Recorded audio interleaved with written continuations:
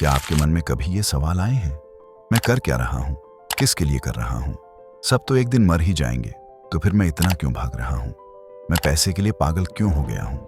जब दोस्त बुलाते हैं तो मन नहीं चाहने के बावजूद भी मैं क्यों चला जाता हूँ? मैं एग्जिस्ट ही क्यों करता हूँ? हम मरते क्यों हैं? जिंदगी इतनी छोटी क्यों होती है? अच्छे लोगों के साथ ही हमेशा बुरा क्यों होता है? अगर आपके मन में ये सवाल कभी आए हैं तो आज का ये वीडियो आपके ही लिए है। So let's begin. Just imagine, एक व्यक्ति एक बड़े पत्थर को एक पहाड़ की चोटी तक ढकेलते हुए ऊपर ले जा रहा है। उस व्यक्ति का नाम है सिसिफस। सिसिफस था एंशिएंट ग्रीक का एक राजा जिससे भगवान नाराज हो गए थे। कहा जाता है कि उसने 2 बार मौत को भी धोखा दे दिया था। इसीलिए भगवान ने उसे एक सजा दी कि उसे उस पहाड़ पर उस पत्थर को अनंत काल तक ऊपर ढकेलना होगा। और जैसे ही वह चोटी तक पहुंचता, पत्थर फिर से नीचे लुढ़क जाता।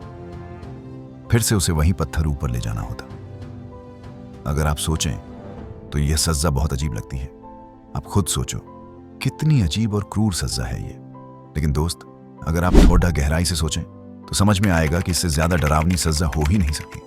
आप अनंत काल तक एक ही रेपिटेटिव काम करते रहो जिससे आप हमेशा दुखी रहते हो। भगवान ने यही सोचकर उसे वो सजा दी थी कि अब कर वही एक ही काम रोज अनंत काल तक और दुख के साथ जिए जा। तू 2 बार मौत को चकमा दे चुका है, अब क्या करेगा? इस पूरे मामले को फ्रेंच फिलोसोफर अल्बर्ट कामस ने लिखा था। अगर आप इस नजर से देखें तो पाएंगे कि हम भी उसी सिसिफस की तरह हैं। हम भी अपनी जिंदगी में वही पत्थर ढकेल रहे हैं। जैसे वो रोज वही रेपिटेटिव काम करता था, वैसे ही हम भी करते हैं। हम स्कूल जाते हैं, कॉलेज जाते हैं, 9 से 5 जॉब करते हैं। हम भी रोज वही काम करते हैं, वही रेपिटेटिव रूटीन को फॉलो करते हैं। उठो, काम पर जाओ, घर आओ, खाना खाओ, सो जाओ और अगले दिन फिर से खुद को तैयार करो उसी काम को करने के लिए। तो अब आप ही बताइए, क्या ये सिसिफस वाली सिचुएशन नहीं है? जब सिसिफस उस पत्थर को पहाड़ की चोटी तक ले जाता और जब वो पत्थर फिर नीचे गिरता तो इन दोनों कामों के बीच उसे थोड़ा समय मिलता और उसी समय को कहा जाता है सिसिफस कॉन्शियसनेस। उस वक्त सिसिफस के पास थोड़ा समय होता सोचने का। वो सोचता, मैं कर क्या रहा हूं? मैं किस हालत में फंस गया हूं? कितनी दुखद और बेसुध जिंदगी है मेरी कि मुझे वही काम बार बार करना पड़ रहा है। इस दुनिया के हर इंसान की जिंदगी में एक समय ऐसा आता है जब वो सोचता है, मैं कर क्या रहा हूं, किसके लिए कर रहा हूं? सब तो एक दिन मर ही जाएंगे, तो मैं क्यों भाग रहा हूं? मैं एग्जिस्ट ही क्यों करता हूं? लोग मरते क्यों हैं? जिंदगी इतनी छोटी क्यों है? अच्छे लोगों के साथ ही हमेशा बुरा क्यों होता है? ये सारे विचार किसी न किसी समय आपके मन में भी जरूर आए होंगे। और इतना सब कुछ सोचने के बाद भी अगले ही पल या अगले दिन आप फिर से नॉर्मल हो जाते हैं और वही सेम रूटीन को फिर से फॉलो करने लगते हैं। क्यों? बस कुछ सेकंड्स के लिए आपके मन में वो सवाल आते हैं, फिर आप फिर से बिजी हो जाते हैं अपनी रोजमर्रा की जिंदगी में। ऐसा क्यों होता है? क्योंकि इसके अलावा आपके पास कोई और ऑप्शन है ही नहीं।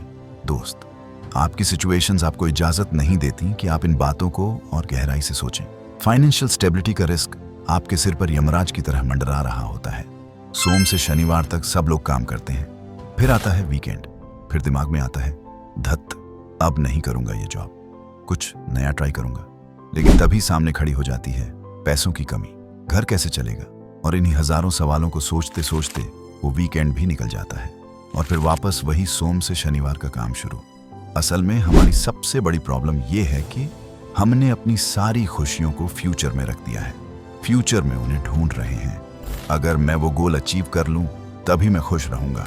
यही मेंटालिटी बन गई है इंसानों की। यानी जो मोमेंट आपके पास अभी है, आप उसे छोड़कर उस फ्यूचर के बारे में सोच रहे हैं जिसका आपको कोई अंदाजा ही नहीं।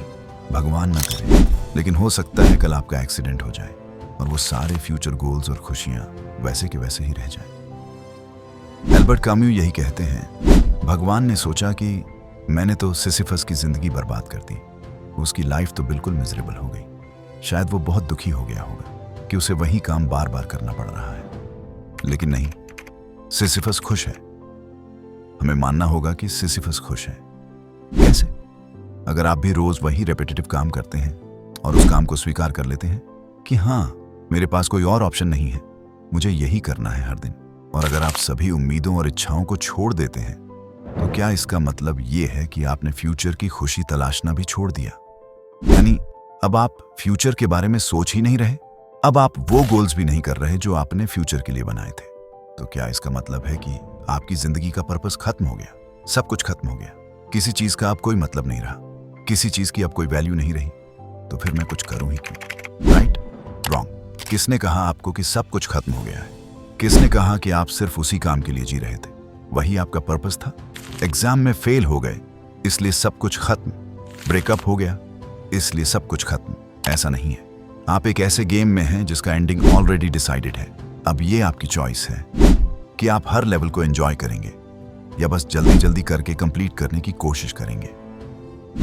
जिंदगी एक वीडियो गेम की तरह है जिसका एंडिंग फिक्स है, जिसे आप चेंज नहीं कर सकते। अब या तो आप उस गेम को एंजॉय करें या जल्दी जल्दी खेलें या खेलना ही छोड़ दें। ये पूरी तरह आपके हाथ में है कि आप इस गेम ऑफ लाइफ के साथ क्या करते हैं। क्या आप खेल छोड़ देंगे? क्या आप जल्दबाजी में खेलेंगे या हर लेवल को खुशी से, आनंद के साथ खेलेंगे? ये पूरी तरह आपके हाथ में है। जब ईश्वर ने सिसिफस को सजा दी थी तो ईश्वर ने यह सोचकर ही दी थी कि अब से वह दुखी रहेगा, डिप्रेस्ड रहेगा, मिजरेबल रहेगा और वही रेपिटेटिव टास्क करता रहेगा। लेकिन एल्बर्ट कैम्यू कहते हैं, one must imagine that Sisyphus is happy. Cameo कहते हैं, आपकी जिंदगी में अभी जो कुछ हो रहा है, आप सबसे पहले उन सभी घटनाओं को एक्सेप्ट कर लें। सबसे पहला काम है स्वीकार करना। जब आप जिंदगी की हर घटना को एक्नॉलेज कर लेते हैं कि मेरे पास और कोई रास्ता नहीं है, मेरे साथ जो हो रहा है वो किसी न किसी दिन तो होना ही था, तो आप कहते हैं इट्स ओके, हो जाने दो। आप खुद को एक्सेप्ट करें, उस सिचुएशन को एक्सेप्ट करें। ठीक है, मेरे साथ अच्छा नहीं हो रहा, फिर भी मैं उस काम को करूंगा, मैं अपनी जिंदगी को एंजॉय करूंगा और बहुत अच्छे से करूंगा। अब जब सिसिफस खुद को एक्सेप्ट कर लेता है तो जब वो उस पत्थर को धकेलता है तो अब उसे बुरा नहीं लगता, अब उसे मजा आने लगता है। अब वो खुश है वही काम करते हुए। जब वो कॉन्शियस रहता है तो वो सोचता है, अब मैं इसे और बेहतर ढंग से पुश करूंगा, इसे और ऊपर ले जाऊंगा, अगली बार मैं इसे एक आसान रास्ते से ले जाऊंगा। जब आप किसी काम को आनंद के साथ करते हैं तो उससे ज्यादा मजेदार चीज और कोई हो ही नहीं सकती। अगर आप कोई पेंटिंग बना रहे हो और बनाते बनाते वो खराब हो जाए तो आप क्या करते हैं? आप उसे फिर से बनाना शुरू करते हैं। अगर आप कहीं घूमने जा रहे हो तो क्या आप सिर्फ इसीलिए खुश होते हैं कि आप मंजिल तक पहुंच गए? नहीं, उस डेस्टिनेशन तक पहुंचने के लिए जो रास्ता आपने तय किया उसे एंजॉय करते हुए जाना ही असली खुशी है। जो लोग पहाड़ों पर हाइकिंग करने जाते हैं, क्या वो सिर्फ इसीलिए जाते हैं कि जब मैं उस चोटी तक पहुंच जाऊं तभी खुश होऊंगा? नहीं, उस शिखर तक पहुंचने का जो रास्ता है, जो जर्नी है, वही है असली एक्सपीरियंस और उसी में है आनंद। कुछ सवालों का सही जवाब यही है कि उन सवालों को पूछा ही ना जाए। प्रिय दोस्त, ये वीडियो आपको कैसा लगा? वीडियो को लाइक और शेयर करना ना भूलें। आपसे फिर मुलाकात होगी अगली वीडियो में।